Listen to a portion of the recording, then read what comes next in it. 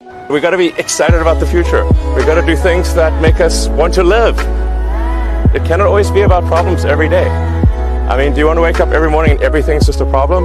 Well, what inspires you and what makes you excited about the future? There's got to be some things like that.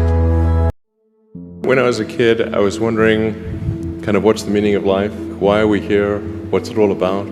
Came to the conclusion that what really matters is trying to understand the right questions to ask. The more that we can increase the scope and scale of human consciousness, the better we are able to ask these questions. There need to be things that make you look forward to waking up in the morning. You wake up in the morning, you look forward to the day, you look forward to the future. You know, life can't just be about solving problems. Otherwise, what's the point? There's got to be things that people find inspiring and make life worth living.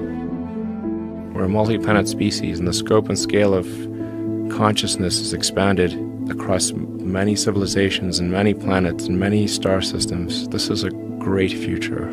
This is a wonderful thing to me, and that's what we should strive for.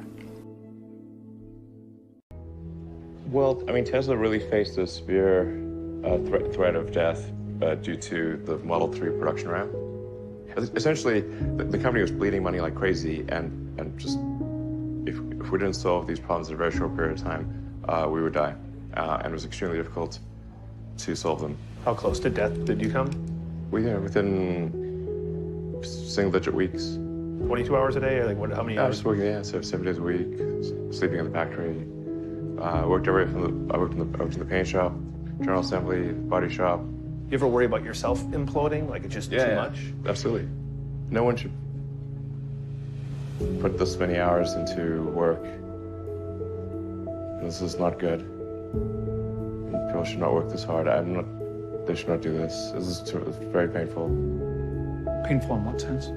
It hurts my brain and my heart. Where do you come up with your best ideas? Are you on vacation, or are you kind of just like in the middle of the night you wake up and start drawing things down? Or You know, sounds really cliche, but like the shower is probably like wake up and go to shower in the morning. And I think actually what's really happened is kind of stuff is percolated in the subconscious. Right.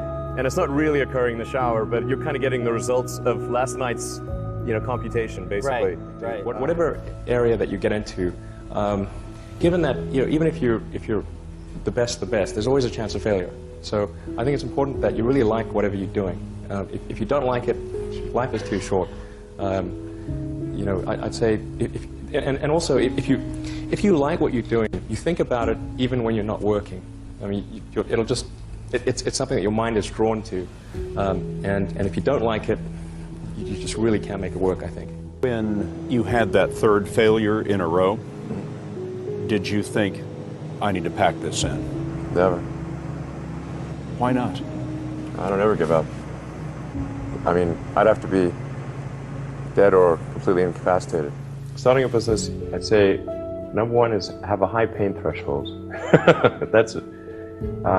There's a friend of mine who's got a good saying, which is that starting a company is like eating glass and staring into the abyss. Okay, that's generally what happens. Because when you first start a company, there's lots of optimism and things are great. And then, so happiness at first is high. Then you encounter all sorts of issues. And happiness will steadily decline. And then you'll go through a whole world of hurt. And then eventually, if you succeed, and in most cases you will not succeed, and Tesla almost didn't succeed, came very close to failure. Then if you succeed, then after a long time you will finally get back to happiness. I think too is you got to make sure that whatever you're doing is a great product or service. It has to be really great. And I go back to what I was saying earlier, where if you're a new company, I mean, unless it's like some new industry or new market that, if it's an untapped market, then you have more ability to,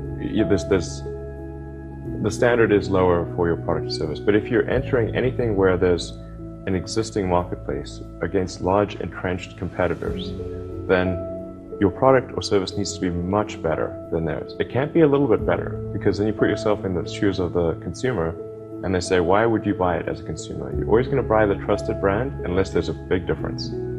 So a lot of times, you know, an entrepreneur will come up with something which is only slightly better. And it can't just be slightly better. It's got to be a lot better.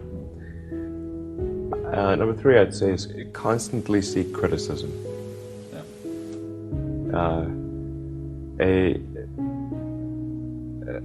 A well thought out critique of whatever you're doing is as valuable as gold. And you should seek that from everyone you can, but particularly your friends. Usually your friends know what's wrong, but they don't want to tell you because they don't want to hurt you. So lift you up, sort of. so they'll say, oh, I want to encourage my friend, so I'm not going to tell him what I think is wrong with this product. It doesn't mean your friends are right, but very often they are right. And you at least want to listen very carefully to what they say. And to everyone, if you're looking for, basically, you should take the approach that you're wrong. You know, that you, the entrepreneur, are wrong. Your goal is to be less wrong.